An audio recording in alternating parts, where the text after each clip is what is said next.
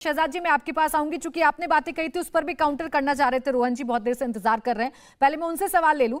रोहन गुप्ता जी, मैं सीटों के जरिए आपसे समझना चाहूंगी, क्योंकि अगर आप कर्नाटक को लेकर कहेंगे तो 28 सीटें कर्नाटक में हैं। पिछली बार 26 सीटें जीती थी भारतीय जनता पार्टी ने।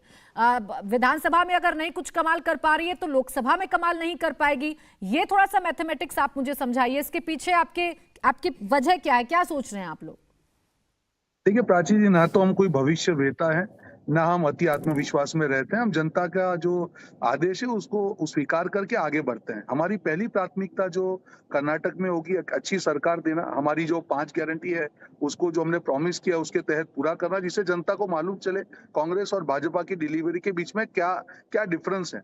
देखिए, हम जब आप लोकसभा की बात करते हैं, मैंने पहले भी कहा कि एक आत्मविश्वास की हमको जो जरूरत थी वो कर्नाटका के चुनाव के परिणामों ने हमारे कार्यकर्ता को, हमारे नेताओं को एक आत्मविश्वास दिया है कि हाँ, हम जनता के मुद्दों पे बात करके, हम प्यार की बात करके, नफरत को तोड़ के भी राजनीति कर सकते हैं और जीत ला सकते हैं। और भाजपा को एक सबक है कि आप जनता का काम नहीं करेंगे, आप 5 साल सरकार में हैं, आप अपना रिपोर्ट कार्ड नहीं देंगे और आप ऐसे जिस कर्नाटक की इतनी चर्चा हो रही है, रोहन जी मैं आपके पास लौटूंगी। उसी कर्नाटक को लेकर एक बड़ी खबर आ रही है, मैं आऊंगी शहजाद आपके पास भी, चूंकि कर्नाटक में फिलहाल बैठक चल रही है। कर्नाटक में मसले को सुलझाने के लिए कांग्रेस में एक नए फॉर्मूले पर विचार हो रहा है। सूत्रों के मुताबिक पहले 2 साल सिद्धरामैया सीएम रहेंगे, अगले 3 साल के लिए डीके शिव कुमार को सीएम बनाया जाएगा। जब तक सिद्धरामैया सीएम रहेंगे, DK Shivakumar deputy CM रहेंगे। इसके अलावा 2 और अहम मंत्रालय डीके शिव कुमार को दिए जा सकते हैं। सूत्रों के मुताबिक इस फॉर्मूले को विधायक दल की बैठक में रखा जाएगा। अगर विधायक तैयार होते हैं, फिर पहले 2 साल तक सिद्धरामैया सीएम रहेंगे, तब तक डिप्टी सीएम बने रहेंगे डीके शिव कुमार, और इसके बाद अगले 3 साल डीके शिव कुमार मुख्यमंत्री रहेंगे। तो अब इन दोनों नेताओं के बीच में बैलेंस बनाने की कोशिश की जा रही है और सूत्र ये बता रहे हैं कि एक ये फॉर्मूला हो सकता है। रोहन जी, एक छोटा सा कमेंट इस पर कर दीजिए, फिर मैं शहजाद जी आपके पास आऊंगी, क्योंकि देखिए मुस्कुराहट बढ़ गई है शहजाद जी की। अब देखिए प्राची जी, मैं यहाँ पे बेंगलोर में हूँ, वहीं पे हूँ जहाँ पे ये मीटिंग अभी शुरू हुई है। अभी विधायक आए हैं, मीटिंग शुरू हुई है, पहले उनका ओपिनियन लिया जाएगा। तो मुझे लगता है थोड़ा आप जल्दी कर रही हैं। आप कौन से आपके सूत्र हैं मालूम नहीं है। मैं यहाँ पे प्राइमरी बैठा हूँ, मेरे पास वो सूत्र नहीं है, आपके पास आ गए तो अच्छी चीज है। बट मुझे लगता है कि मैं यही कहना चाहूंगा, मैं यहीं पे बैठा हूं। तस्वीरें जो अभी दिखा रहे थे हम, जिसमें डीके शिव कुमार के समर्थक होटल के बाहर खड़े होकर जमकर नारेबाजी कर रहे हैं, उसी पर कमेंट कर दीजिए। चलिए, बैठा हुआ हूँ, मैं अंदर बैठा हुआ हूँ और थोड़ा वेट कीजिए।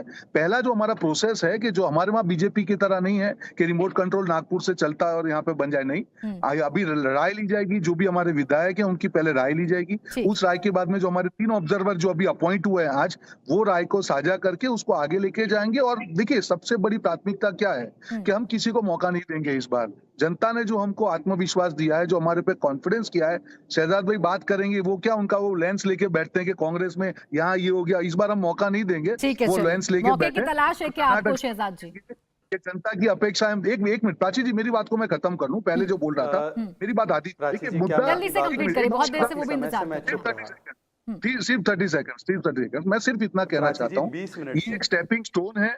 ये एक स्टेपिंग स्टोन है। हम जानते हैं कर्नाटक की जनता को दिए वादे अगर हमने ठीक तरह से पूरे किए, इसका इम्पैक्ट आने वाले 5 राज्यों के चुनाव में भी होंगे और इसका इम्पैक्ट ठीक है, स्टेपिंग स्टोन मान रहे हैं। अब ठीक है शहजाद जी, एक तो ये स्टेपिंग स्टोन है। अब ये कर्नाटक ने बता दिया कि कितना भी आप लोग कारपेट बॉम्बिंग कर लीजिए, आपको हराया जा सकता है।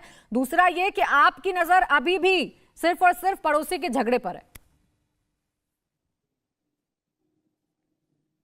प्राची जी, पहले तो स्टेपिंग स्टोन है या कितने लोगों के एम्बिशंस पर स्टेप करके इस प्रकार की सरकारें बनेगी जिसमें कि बैट्समैन को ही पूरे 4 साल तक फील्डिंग करनी पड़ेगी, ये आप तय कीजिए। मैं इसलिए मुस्कुरा रहा था क्योंकि जब आप वो फॉर्मूला बता रही थी सूत्रों के माध्यम से, तब मेरे मन में राजस्थान का परिदृश्य क्यों सामने आया, ये मुझे भी और आपको भी शायद पता होगा। बहरहाल आज मुद्दा ये नहीं है। मैं 1-2 प्रासंगिक सवाल खड़े करना चाहता हूँ।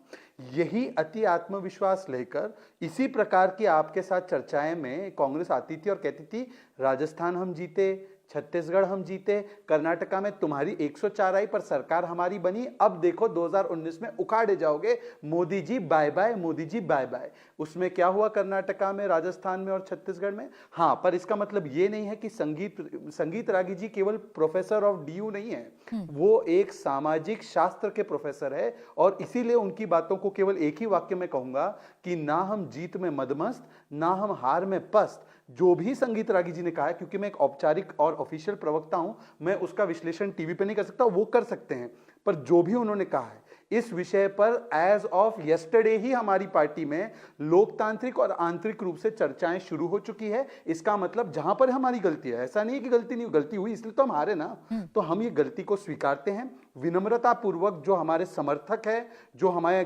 गाइडेंस देते हैं, मार्गदर्शन देते हैं, जैसे संगीत रागी जी, उनकी सारी बातों और भावनाओं को हम परिलक्षित करते हुए इसमें सुधार करेंगे। तीसरी बात मैं सिर्फ इतना पूछना चाहता हूं कि कल एक बड़ा स्टेटमेंट आ गया। कल कांग्रेस के कुछ प्रवक्ता जो मेरे साथ दूसरे डिबेट्स में थे, उन्होंने कहा ये मोदी अपराजय था और मोदी का रथ रोकने का काम केवल राहुल ने किया। तो मैंने उनसे कहा देखिए ऐसा है, ममता दीदी भी एक चुनाव जीती, जूही जी आप ही के लिए कहानी कह रहा हूं। तो मैंने उनसे याद कराया उनको कि ममता दीदी भी हमारे सामने एक चुनाव जीती है, उनको नहीं मानते। तो उन्होंने बोला नहीं नहीं, ममता दीदी टीएमसी तो बी टीम है बीजेपी की, हम ही असली है, हम ही इस ऑपोजिशन यूनिटी को रख सकते हैं। अब जूही जी, मुझे तो नहीं पता, मुझे तो कुछ बुरा नहीं लगा, आपको कितनी सही बुरी लगी ये बात, ये आप ही तय करो। कांग्रेस वाले आपके साथ ही वैचारिक रूप से हैं, तो आप लोग अपने बीच में इसको सुलटा लेना। इंडिया टीवी हर वक्त हर जगह डाउनलोड करने के लिए सर्च करें India TV news Google play store या ऐप स्टोर पर।